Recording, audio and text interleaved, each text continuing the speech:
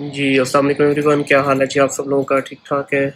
काफ़ी दिन हो गए थे ऑनलाइन नहीं आए थे, तो आई जस्ट थॉट के एक छोटा-सा सेशन आप लोगों के साथ क्वेश्चन आंसर का कर लिया जाए, आप लोगों का हाल-चाल पूछ लिया जाए और आप लोगों के साथ कुछ चीज़ें डिस्कस कर ली जाए, कुछ आपसे सीखा जाए, कुछ आप लोगों को इन्फॉर्मेशन शेयर की जाए। अच्छा जी, आज का जो ये सेशन है कोई स्पेसिफिक किसी टॉपिक पे नहीं है, हम कोई भी जनरल डिस्कशन कर सकते हैं। If you have any thought in mind kindly आप शेयर कर लीजिए। जी सर, ओके की रिपोर्ट है, ठीक हो गया साबिर, बहुत शुक्रिया आपका। अच्छा जी, कोई भी आप क्वेश्चन उससे करना चाहते हैं फ्रीलांसिंग से रिलेटेड, अमेजोन की ए टू जी जर्नी से रिलेटेड, अमेजोन होलसेल से रिलेटेड, ड्रॉप शिपिंग से रिलेटेड या शॉपिफाई से रिलेटेड कोई भी आप क्वेश्चन पूछना चाहते हैं, even if you have any concern related to digital marketing, so you can ask me. Definitely, I'll do my best to answer all your queries. जी साकिब, वालेकुम अस्सलाम। I which avenue to learn drop shipping is good? Can you describe pros and cons of drop shipping and your experience? जी साकिब, इसमें drop shipping का जो आपने पूछा है, देखिए drop shipping के लिए कोई ऑफिशियली एक्सट्रीम कॉमर्स का जो हमारा वीबीसी है उसके अंदर तो कोई ऐसे कोर्स नहीं है, लेकिन मार्केट में काफ़ी सारे लोग हैं जो ड्रॉप शिपिंग के कोर्स के ऊपर काम कर रहे हैं। आप ग्रुप के अंदर भी सर्च कर सकते हैं, काफ़ी लोग इसकी सर्विसेज प्रोवाइड कर रहे हैं। उसके अलावा जो मेन इसकी जो आपको डिटेल मिलेगी वो तो डेफिनेटली मियाँ चन्नू से ही मिलेगी। अच्छा, एज़ पर माई एक्सपीरियंस कुछ अरसे से, पिछले तकरीबन 1 से 1.5 साल जो कोविड का टाइम रहा है, इसमें थोड़ा सा ये मॉडल स्ट्रगल किया है कंपेयर टू 2018-19 की अगर हम बात करें या इवन 20 के शुरू की बात करें, तो इस मॉडल के ऊपर लोगों ने थोड़ा सा डाउन टाइम देखा है। ये जिस तरह पहले बहुत ज़्यादा हाइप इसकी क्रिएट हुई थी, डेफिनेटली अब वो चीज़ नहीं रही, लेकिन स्टिल जिन लोगों के अच्छे सेटअप है बहुत अच्छा काम कर रहे हैं, बहुत इसमें प्रॉफिट भी बना रहे हैं। लेकिन इसके अंदर जो सबसे बड़ा ड्रॉबैक है वो यही है कि ये लॉन्ग टर्म सस्टेनेबल बिजनेस नहीं है। आपको इसके लिए हमेशा से एक चीज़ रेडी रहनी चाहिए, मेंटली भी आप लोग प्रिपेयर रहें और आप लोगों को अपने अकाउंट्स भी उसके लिए रेडी रखने पड़ेंगे कि ये कभी भी आपका अकाउंट सस्पेंड हो सकता है। अच्छा, as per Amazon policy drop shipping basically prohibited नहीं है, आप कर सकते हैं ड्रॉप शिपिंग, कोई प्रॉब्लम नहीं है। लेकिन जो ड्रॉप शिपिंग के समझ लीजिए कि टर्म्स एंड कंडीशन है अमेजोन की, उनको फुलफिल करना बहुत मुश्किल है, क्योंकि इसके अंदर हम बहुत ही थिन मार्जिन के ऊपर काम कर रहे होते हैं। तो अगर हम अमेजोन की पॉलिसी को फुलफिल करते हैं तो हमारे लिए थोड़ा सा ज़रा डिफिकल्ट हो जाता है इस चीज़ को मैनेज करना कि हम प्रेप सर्विसेज में भेजें। देखिए, इसमें थोड़ा सा ये डिस्कस कर रहे थे कि प्रॉब्लम आती कहाँ पे है। मेन प्रॉब्लम जो आपको आती है, अमेजोन ये कहता है कि मेरा कस्टमर जो है मैं उसको वैल्यू करता हूँ और मेरा जो जितना भी कस्टमर बेस है वो मेरे नाम की वजह से मेरे प्लेटफॉर्म पे आता है। अब होता क्या है कि जब भी आप ड्रॉप शिपिंग करते हैं, चाहे आप वॉलमार्ट से ले रहे हैं, ईबे से ले रहे हैं या किसी और ब्रिक एंड मोटर स्टोर से लेके दे रहे हैं, तो इसमें होता क्या है, आप जो प्रोडक्ट भेजते हैं तो वो क्लाइंट ने परचेज की, बायर ने परचेज की अमेजोन से, लेकिन जब उसको पार्सल मिलता है तो वो या प्लेन इनवेलप में होता है या ईबे के या इवन वॉलमार्ट के फ्लायर में जब जाता है तो वहां पे प्रॉब्लम आती है। तो क्वालिटी कंट्रोल एक तो इशू आता है, और सेकंड नंबर पे जो मेजर प्रॉब्लम है वो आती है जब अमेजोन बायर ये देखता है कि भाई मैंने तो मंगवाया था अमेजोन से, मुझे लेकिन चीज जो मिल रही है वो मुझे मिल रही है आपके ईबे के फ्लायर में या वॉलमार्ट के फ्लायर में। तो वो कंप्लेंट करता है। बेसिकली जब वो कंप्लेंट करता है तो वहां पे काम गड़बड़ होता है, आपका अकाउंट भी सस्पेंड होता है। अब इसके लिए बेहतरीन तरीका ये है कि आप कोई भी प्रोडक्ट अगर परचेज करते हैं, सेंड इट टू 3PL।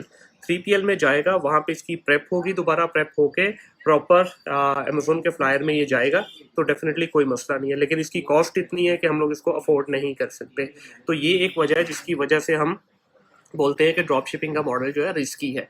अगर आप इसकी अमेजोन की टर्म्स एंड कंडीशन में जाके पढ़े तो इसमें कोई प्रॉब्लम नहीं है, लेकिन अनफॉर्चुनेटली इसको फुलफिल करना भी आसान नहीं है और उसमें सारा प्रॉफिट हमारा वहीं पे किल हो जाएगा।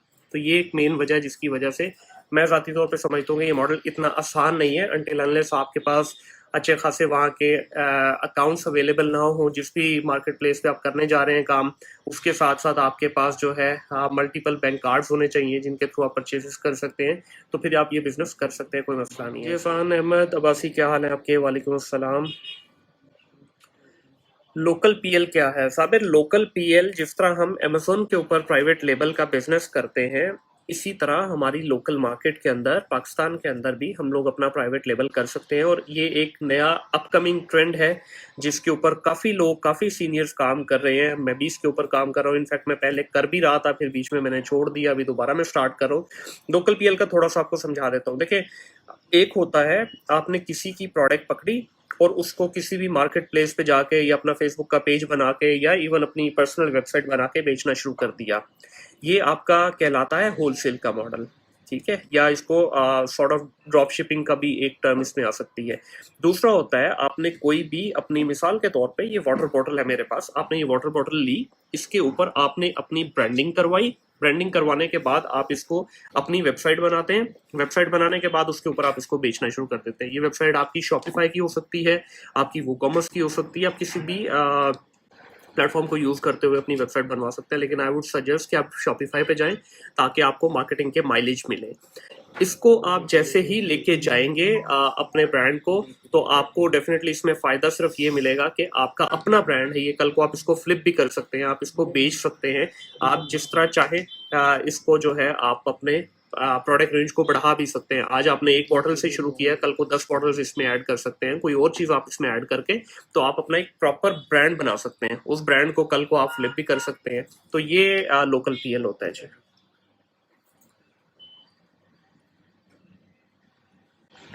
अच्छा जी, अलवाज मुगल साहब पूछते हैं जी, सर किसी एजेंसी में जॉब के लिए क्या ज़रूरी है? देखिए, ये बड़ा अच्छा सवाल है आपका। आपने जो पूछा कि एजेंसी में जॉब के लिए क्या चीज़ ज़रूरी है। देखिए, एजेंसी कोई भी है, चाहे वो छोटी एजेंसी है या बड़ी है, माइक्रो एजेंसी है या फुल टाइम प्रॉपर एजेंसी है, इसके अंदर एक चीज़ का आप लोग ख्याल रखिए एज ए रिसोर्स। जब भी आप किसी एजेंसी को ज्वाइन करते हैं तो आप लोगों को मेक श्योर करना है कि आप एटलीस्ट मार्केट का बेसिक नॉलेज के साथ आप रेडी हो इसमें, ठीक है। अब इसमें प्रॉब्लम क्या आती है, बच्चे के पास बेसिक नॉलेज नहीं है, वीबीसी भी नहीं देखा हुआ, वो एजेंसी को जो है ना, एजेंसी के साथ अपने आप को कनेक्ट करने की कोशिश करता है। अब एजेंसीज के ज्यादातर के सिस्टम्स बने हुए हैं, ज्यादातर एक एसओपीज बने हुए हैं, उन सिस्टम्स के तहत वो उनका सारा दिन काम चलता है, मुख्तलिफ लेयर्स को फॉलो किया जाता है। जिस तरह हम लोग नॉर्मली अपनी एजेंसी में 4 लेयर प्रोसेस को फॉलो करते हैं। अब उसके अंदर जो भी रिसोर्स आता है वो एक मशीन के पुर्जे की तरह काम करना शुरू कर देता है। वो अपनी लर्निंग उसकी ऑलरेडी हुई होती है, वो आता है, उस मशीन का हिस्सा बनता है, परफॉर्म करना शुरू कर देता है, अपने आप को एक्सेल करता है और आगे निकल जाता है, पोजीशंस अपनी चेंज करवाता जाता है विद इन एजेंसी। अब अगर बच्चा कोई ऐसा आता है जिसके पास, मेरे पास बहुत सारी रिक्वेस्ट आती हैं, आजकल रिसोर्स की हायरिंग भी हम लोगों की चल रही है, तो उसमें बहुत सारी रिक्वेस्ट ऐसे बच्चों की आती हैं जिनके पास बेसिक नॉलेज भी नहीं है। अब वहां पे हमारे लिए भी प्रॉब्लम ये है कि हम ऐसे बच्चे को अगर हायर करते हैं तो हमारा ओवरऑल जो एजेंसी का स्ट्रक्चर है वो डिस्टर्ब होता है। अब उसके अंदर फिर हमारे लिए भी बहुत जरूरी है कि हम भी थोड़ी सी अपने एंड पे वेटिंग करके बच्चे को रखते हैं ताकि ये चीज देख ली जाए कि क्या वो हमारे सिस्टम के साथ जो है कॉप अप कर पाएगा, क्या वो हमारे साथ प्रॉपर तरीके से चल पाएगा। ऐसा ना हो कि बच्चे को हायर तो हम लोग कर लें लेकिन उसकी और आपकी बाकी स्टाफ की पेस में बहुत ज्यादा फर्क होगा, जिसकी वजह से डिफरेंस आना शुरू हो जाता है आप में। तो अगर आप कोई भी एजेंसी ज्वाइन करना चाहते हैं तो मेरी आपको रिकमेंडेशन ये है कि आप एटलीस्ट इस लेवल का आपका नॉलेज हो कि जब आप 4 लोगों में बैठें, जाके टीम मेंबर्स में बैठें, तो आपको इस चीज का प्रॉब्लम ना आए कि भाई काम किस तरह से करना है, ठीक है। अगर आपको बिल्कुल कुछ नहीं आता तो मैं सजेस्ट ये करूंगा कि पहले आप अपना जो रोड मैप है वो इस तरह से डिफाइन करें कि पहले वीबीसी देखें, वीबीसी देखने के बाद आप ग्रुप के साथ इंटरेक्शन करें, जो हमारा एक्सट्रीम कॉमर्स का फेसबुक का ग्रुप है या और भी बहुत सारे ग्रुप्स बने हुए हैं, उनके ऊपर आप अपनी इंटरेक्शन को बढ़ाएं, वहां से थोड़ा सा नॉलेज गेन करें। उसके बाद अगर आपको ट्रेनिंग करना चाहते हैं हैंड्स ऑन की, वो भी कर सकते हैं। अगर हैंड्स ऑन की ट्रेनिंग नहीं करनी तो आई वुड स्ट्रांगली सजेस्ट कि आप इंक्यूबेटर में जरूर बैठें जाके।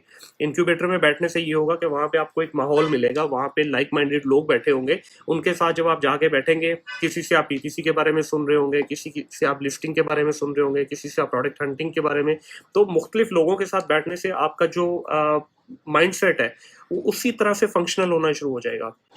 उसके बाद किसी इंडिविजुअल के साथ कनेक्ट हो जाए, 1-2 महीने के लिए सर्विसेज प्रोवाइड करें, then come for agency. Agency है रगड़े के लिए बेसिकली। एजेंसी में आप 6 महीने साल जब काम करते हैं तो उसके बाद जो आपके स्किल पॉलिश होते हैं वो आपके किसी इंडिविजुअल के साथ नहीं हो सकते, क्योंकि एजेंसी में आप सिर्फ काम नहीं कर रहे हैं, आप जिस एजेंसी ऑनर के साथ कनेक्ट है डेफिनेटली आप उसके विजन के साथ चल रहे हैं। अब जिस तरह हम लोग अगर एक्सट्रीम कॉमर्स के साथ कनेक्टेड हैं, तो हम एक्सट्रीम कॉमर्स के लोगों के साथ तो कनेक्टेड नहीं है, हम इसके विजन के साथ कनेक्ट है। विजन कौन है? सनी भाई।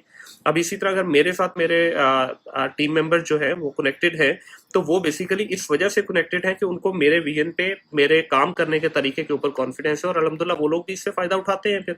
तो इस चीज का आप ज़हन में रख के कोई भी एजेंसी को ज्वाइन कीजिए। मैं अल्वाज आता रहूंगा इंशाल्लाह ऑनलाइन, बस कुछ मसरूफियत थी, कुछ ऑफिस का सेटअप की वजह से हम लोग जो है थोड़ा सा जरा अवे थे, तो इंशाल्लाह I will do my best कि मैं रेगुलरली ऑनलाइन आता रहूँ और आप लोगों से सेशन करता रहूँ। ठीक है जी, अपना ख्याल रखिएगा। बहुत शुक्रिया जी, टेक केयर, अल्लाह हाफिज।